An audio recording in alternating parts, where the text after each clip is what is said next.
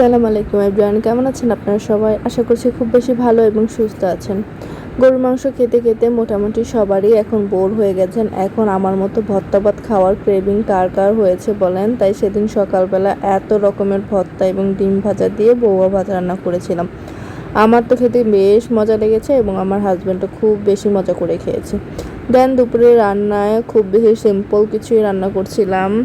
সকালে ভর্তা ভাত খাওয়া হয়ে গেছে, তো দুপুরে ওই রকম হ্যাভি কিছু রান্না করছিলাম না, জাস্ট একটা পাতলা তরকারি রান্না করছিলাম। মাছ দিয়ে পটল দিয়ে একটা ঝোল ঝোল তরকারি রান্না করেছিলাম, সাথে ডাল এবং করলা ভাজি ছিল, যেগুলোর ভিডিও আসলে করা হয় নাই। অনেক সময় দেখা যায় রান্না করতে করতে অনেক বেশি লেট হয়ে যায়, তখন তাড়াহুড়ো করে রান্না করে ফেলি অ্যান্ড দেন ভিডিও করা হয় না।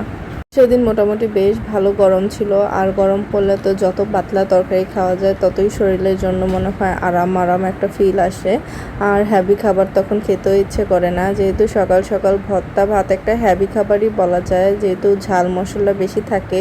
তো তারপর দুপুরের জন্য আর তেমন হ্যাভি কিছু রান্না করিনি, জাস্ট বললামই তো পাতলা করে একটা তরকারি রান্না করেছি।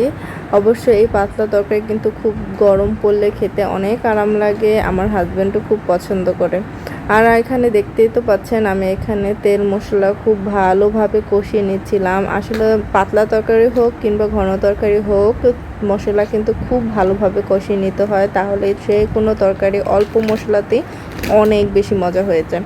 তারপর এই যে পটল এবং আলু কেটে আমি একসাথে দিয়ে একটু কষিয়ে নিচ্ছিলাম।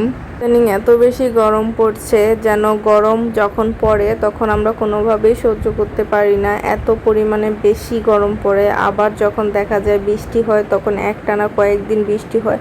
যদিও বৃষ্টি হলে আমাদের মধ্যবিত্ত পরিবারের মানুষগুলোর জন্য একটু স্বস্তি, একটু ঠান্ডা আবহাওয়া পাওয়া যায়, আর নয়তো তো কি বলবো, আর এত বেশি গরম হয় যে সহ্য করাই যায় না।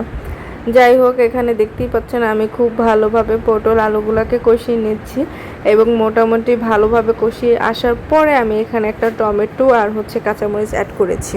যেটা পরে অ্যাড করার কারণ টমেটোটা একটু টক জাতীয় টমেটো ছিল, আর টক জাতীয় টমেটো কিন্তু একটু পরে দিতেই হয়, কেননা এখান থেকে টক যদি আগেই বেরিয়ে যেত তাহলে দেখা যেত পটল এবং আলু সিদ্ধ হতে অনেক সময় লাগতো, কিংবা সিদ্ধ হলেও অনেক ভালো একটা সিদ্ধ হতো না, একটু কেমন হার্ড হার্ড সিদ্ধ হয়।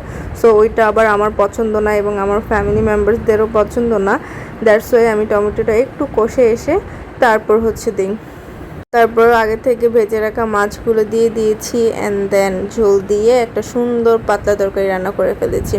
এখানে ঝোলটা খুব বেশি দেইনি, মাখো মাখো একটা ঝোল দিয়েছি। অ্যান্ড দেন রান্না করার পর এই গরমে স্বস্তির জন্য এরকম একটা ড্রিঙ্কস তো খুবই বেশি মাস্ট হ্যাভ বলা যায় আর কি।